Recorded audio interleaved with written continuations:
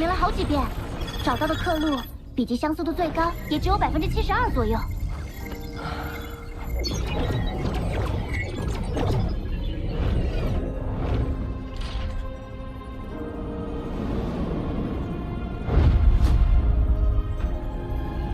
一个人的笔记不会轻易变化。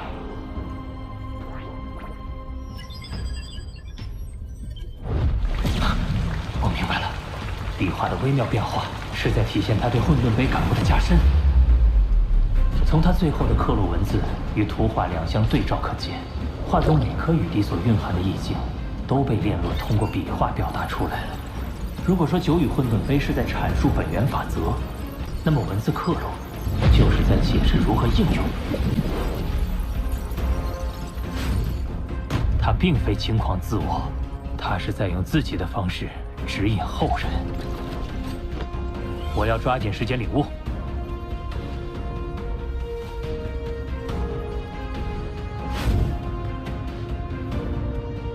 连续闯过2层通天桥的波澜，依旧终日苦修。荣勋又得到宇宙国主的垂青，后来居上。而我，虽然有炼洛的刻录文字作为参考，但没有飘雪正文的帮助，终究进度缓慢。要闯过通天桥第1层，我必须另想其他办法。啊！他站在这里好一会儿了，一直在看刻录呢。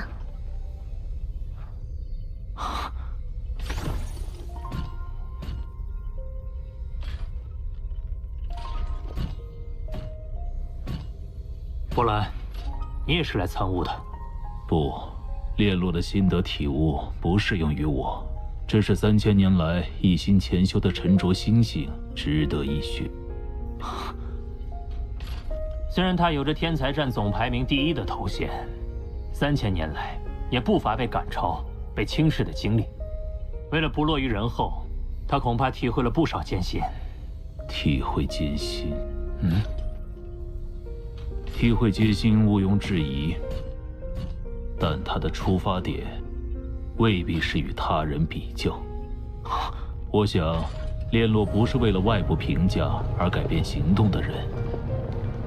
他之所以能一心潜修，是他只将自己作为对手。毕竟，比起超越别人，超越以前的自己，会让事情简单很多。波兰与炼洛同为天才战第1，他对当年炼洛心境的揣摩，或许比我更为贴切。你若想另找提升方法，不如去城外闯闯看。城外，九剑尊者提过混沌城有3宝，而其中的第3宝就在城外。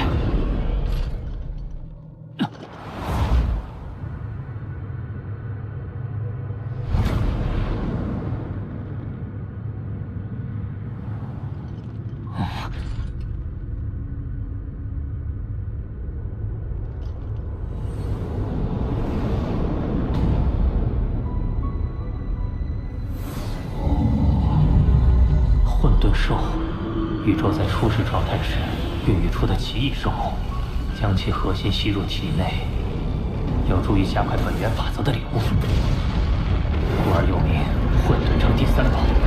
原来第3宝就是混沌兽。还有最后一句呢。既出城门，生死自存。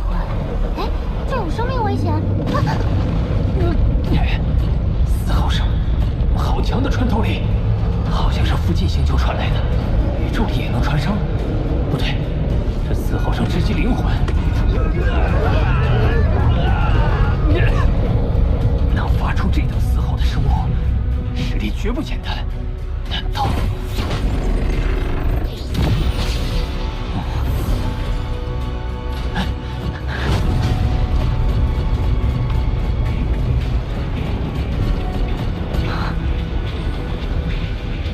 老云，冷风，你得小心，我们这一届已经有不少人被混沌兽杀死。我和乌卡也是好不容易从兽群之中把龙云带出来的。一个让修炼者参悟的圣地，为何盘踞着这么可怕的存在？显然，这是虚拟宇宙公司为了不让手下成员怠于修炼，给予的生存压力。你在城外恐怕不会受到保护了。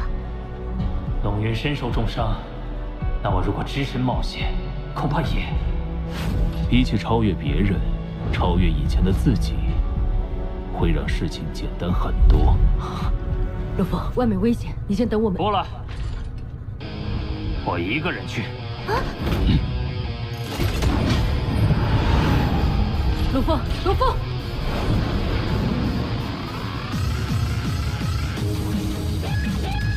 不与他人比，只与自己比。波兰说的没错。回想以前，不管有什么凶险，我从未退缩过。我可不能输给过去的自己。这样，从那儿传来的，是我的错觉吗？感觉那颗星球周围特别黑。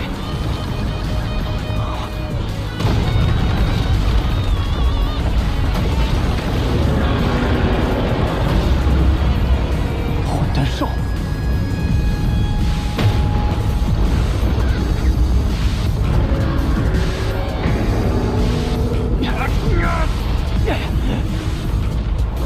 靠近后，感觉嘶吼声更强烈了。啊！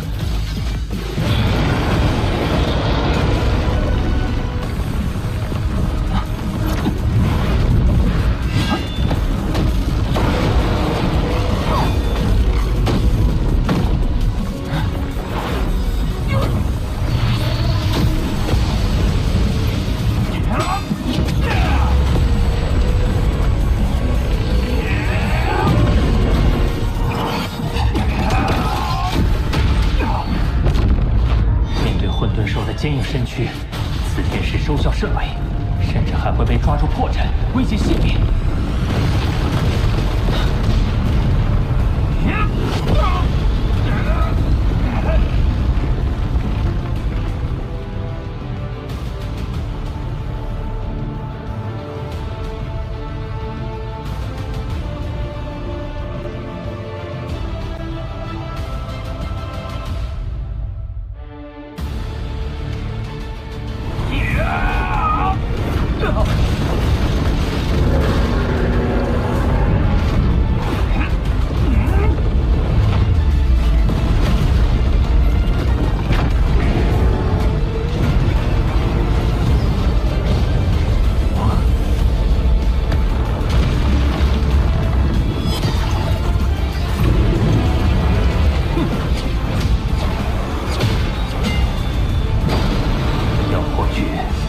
只有将我参悟混沌碑时在脑海中浮现的招式完美还原出来。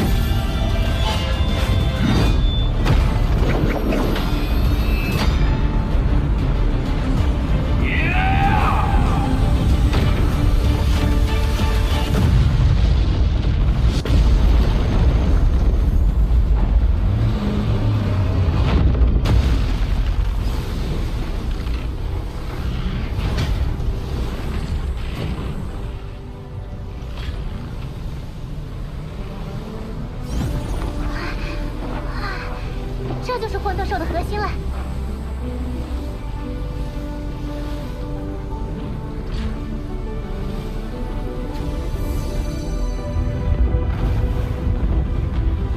元核作为3个身体的共同核心，在吸收混沌兽力量后，会令金角巨兽和魔杀族分身对金之本源法则和空间本源法则产生更加清晰的感悟。人类身体虽略有不及，但也在蜕变中。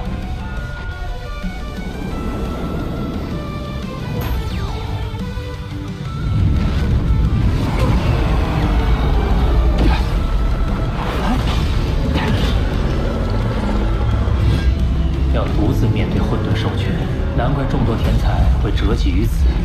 但是，我有必须应战的理由。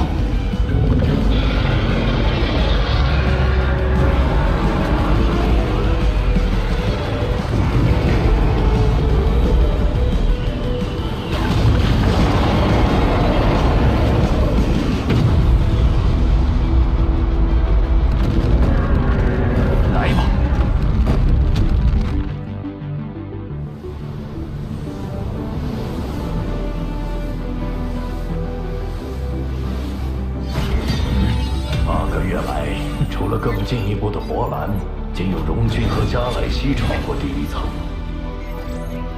不知谁会是下一个通过者。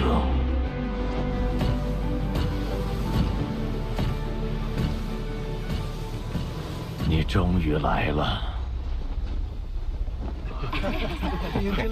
加莱西刚闯过第一层就张扬起来，也许是天才战时期被罗峰击杀过，怀恨在心吧。最近他一直强调自己现在能轻取罗峰。这是通天桥的实时测试数据。罗峰，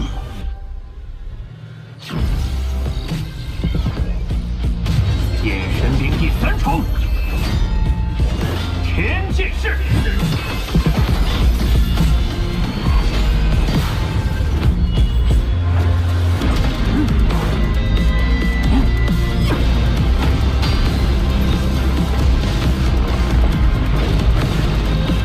虽然我的天剑式仍旧不如你施展的灵活，但我能利用领域强化眼神兵的威力。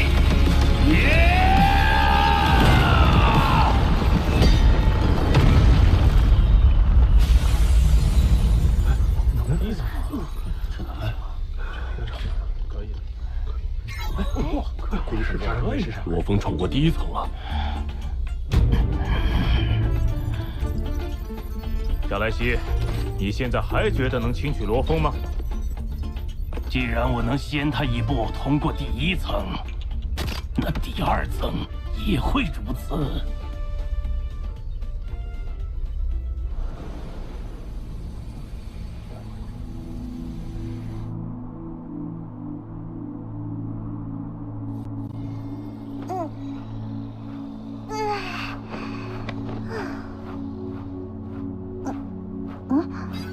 加莱西想和你比，谁能更快通过第2层？帮我回绝他，比试反而会打乱我的节奏。除了正文，还有一段附赠留言，应该是系统甄别到你购买飘血之后自动发送的。飘血秘法开创者炼洛，是我真眼子授课以来天赋最为出类拔萃的弟子。自他陨落于魔山后，我便将炼洛开创的飘血秘法尽数整理完成，共计110册。炼洛深蕴，我指望他的毕生心血能流传于后世。你愿依照建议购买飘血，我深感欣慰。望你今后勤加修炼，让秘法传承不断。留言对你依照建议购买飘血的行为表示欣慰。看来当初匿名邮件的发送者就是真眼王。亲自为炼洛前辈整理秘法，又在之后热心提点新人，只为将弟子的秘法流传下来。这是师徒2人的共同心血，我一定不能辜负。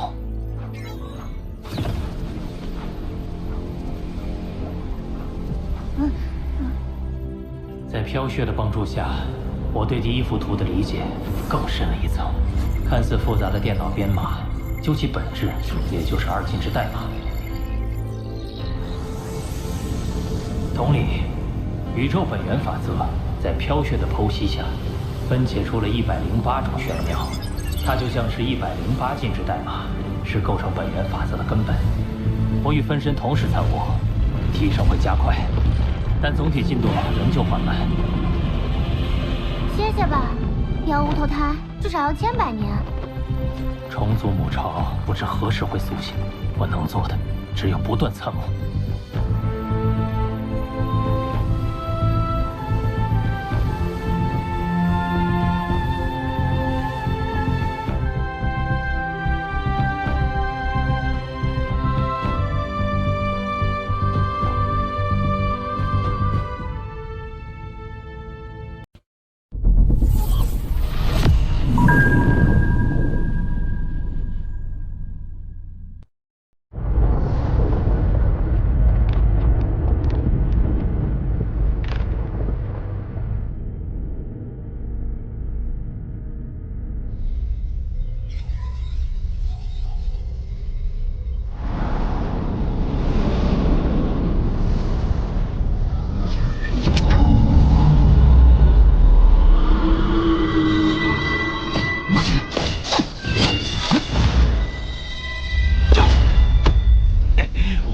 多半。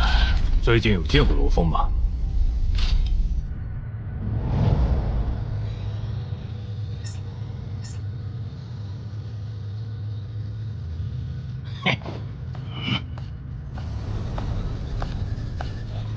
你看，我早就说过会先罗峰一步通过第2层。他深知敌不过我而回避与我比试，也算是有自知之明。一味枯坐修炼，期间从未闯过通天桥。罗峰，希望你不要在修炼上走岔路才好啊！我日复一日的修炼，仿佛在追逐一个永远无法到达的彼岸。虽然无意与他人竞争，但我避不开的是漫长时间的洗礼。即便有我提供延寿药物，有限的数量，加上个人禀赋不同，并非所有人都能挺过去。不过，我们出去了。罗平，你快点！聒噪。走了。人会在时间引领下走向终点，但同时，时间也带来了新生。后来，我的购买渠道得以拓宽，我的家人得以保持着从前的样子。妖娆、冰山和野兽也同样收到了大哥从宇宙寄来的延寿药物。如今，在我无法触及的宇宙另一端，他们一直努力着，生活着。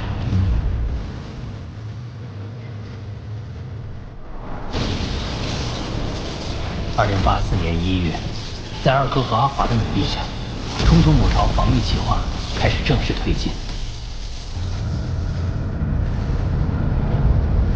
2086年3月1日，地球联邦通过开拓领土的决议，各大基地市开始向外扩建。2088年，人类生存范围进一步扩大，陆地怪兽成为武者试炼对象，还有部分武者则选择征战星空。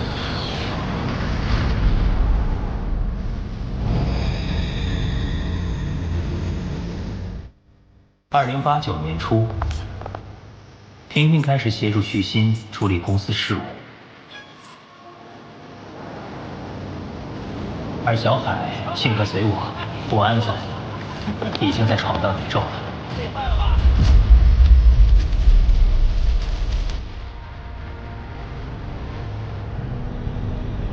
2091年，精英训练营将天才培养目标上调为行星级。2092年，吴大国正式进军海域。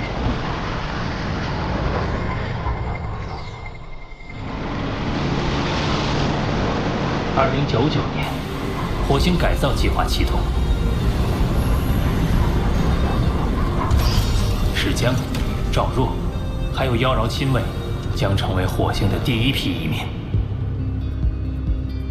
虽然未来无法预测，但眼见他们一步步向前迈进，我又怎会止步不前？我将飘雪秘法与混沌杯图画相互参照，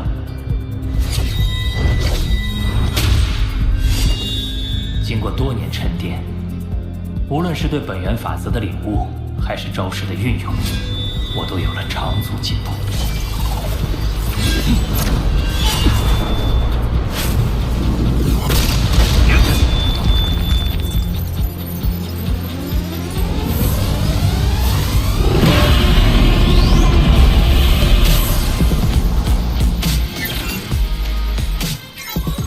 地球上已经过去了30年，按混沌城时间计算，我也已经枯燥了整整10年。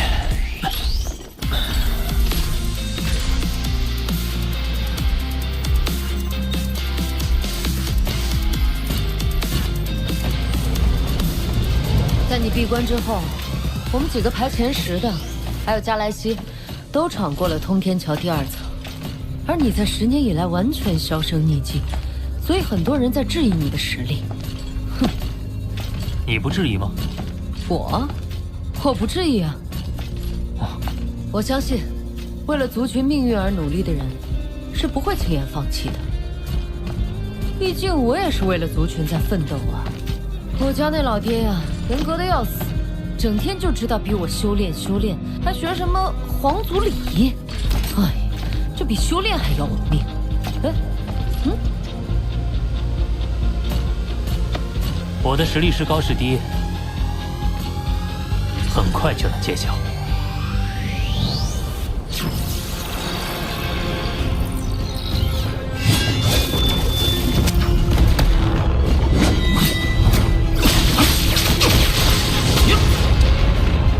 当初掏空积分购入的幽影气绝刀，抹杀族分身一直在钻研，而他的招式同样适用于我的人类身体。幽影气绝刀，怒影！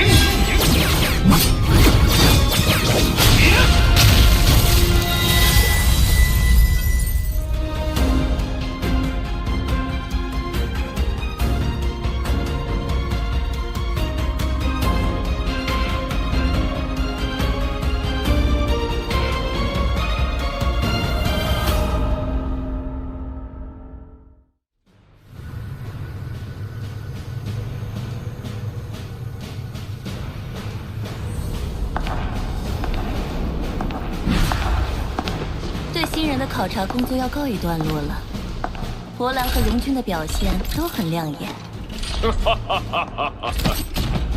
龙玉，来，喝一杯。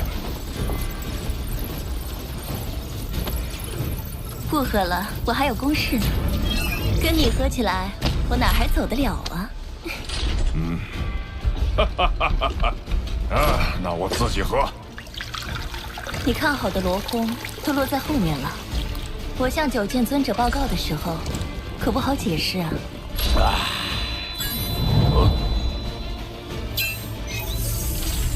龙玉王殿下，罗峰已顺利通过通天桥第2层。虽然闯过第2层，但与天才战前10的其他人相比，进度落后了数年，并不值得称道。属下认为，罗峰的通过方式值得关注。他选择的对手是武者，即便是强者，也难以兼顾近战和远程。身为精神念师，却能以近身战通过第2层，这份成绩的含金量，可比其他通过者高得多吧？两位，系统显示。罗峰正以掌控者为对手，开始闯第3层。此前只有博兰能接连闯过第1、第2层。结合历届的考核情况来看，罗峰接连闯过第2、第3层的几率微乎其微。而一旦通过，就是前所未有的壮举。哎呦！过去了，这么厉害！他也过了，我觉得他是不会变的。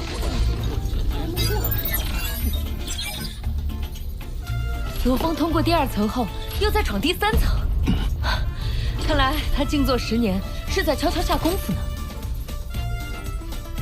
不过，有人从苍伯前辈那里听说，九羽流派中，除真眼王以外，炎龙王、千幻王、剑环王等宗师级强者都没有跟进了解罗峰情况。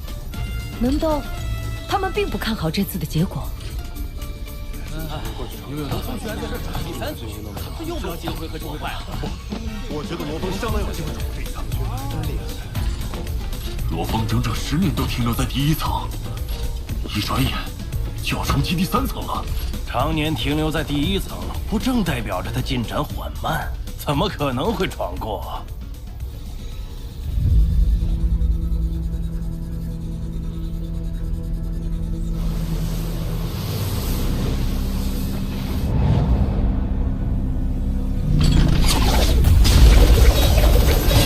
能将9柄金剑合为1柄，他的实力果然比第1层时强大不少。不过这招我也会。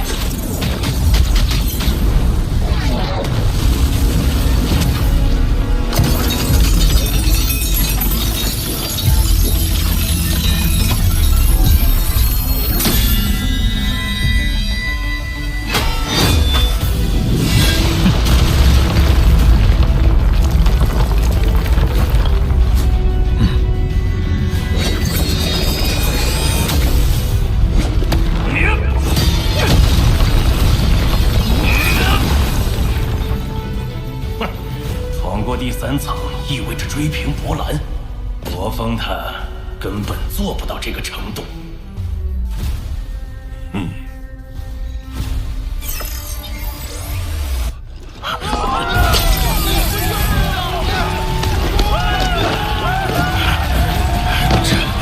这不可能！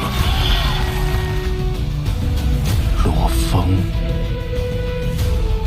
多年来，我有宇宙国主之道，还有仅次于博兰的主观速度，所以我的目标只有一个，那就是超越博兰。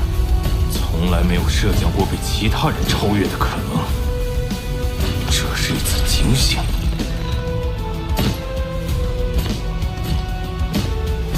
罗峰，恭喜你！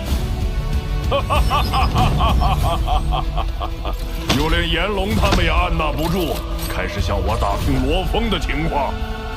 龙玉，这下你该相信我的判断了吧？考察新人这么久，竟然没你看得准。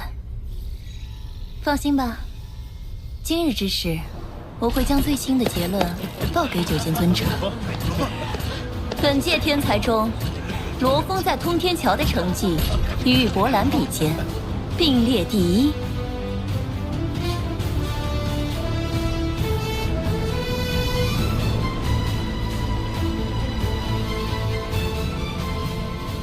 如今，我已悟透雨滴图中的每一滴雨，其演变而生的9种意境，于我而言，已没有秘密。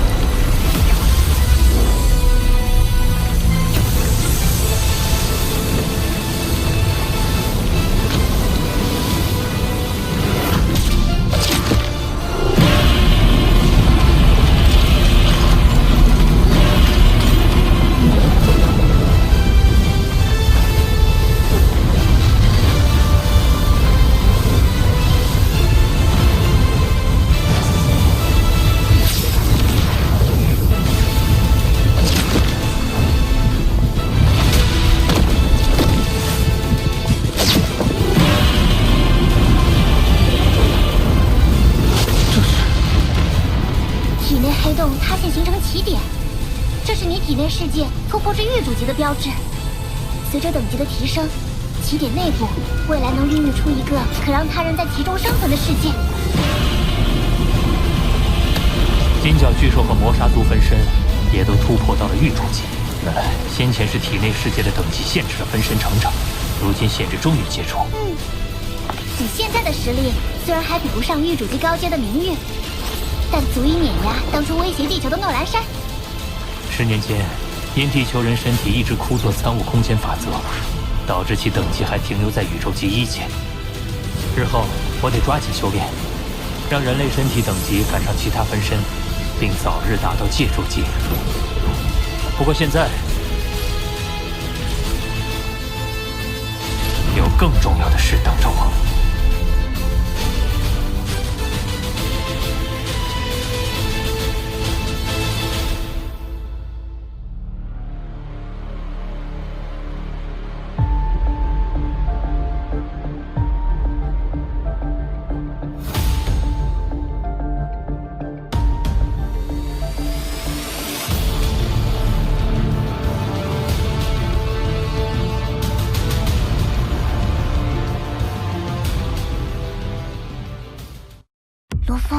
你要不再考虑一下？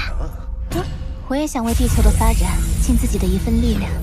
真的不考虑跟宇宙第一银行合作吗？所有人都得站在同一起跑线上。到底什么样的天才才能被宗主看上啊？你要是上门拜师，他不收，之后你就再难拜入其他人门下了。听说真眼王早就不打算收徒了。我会成为你最好的帮手。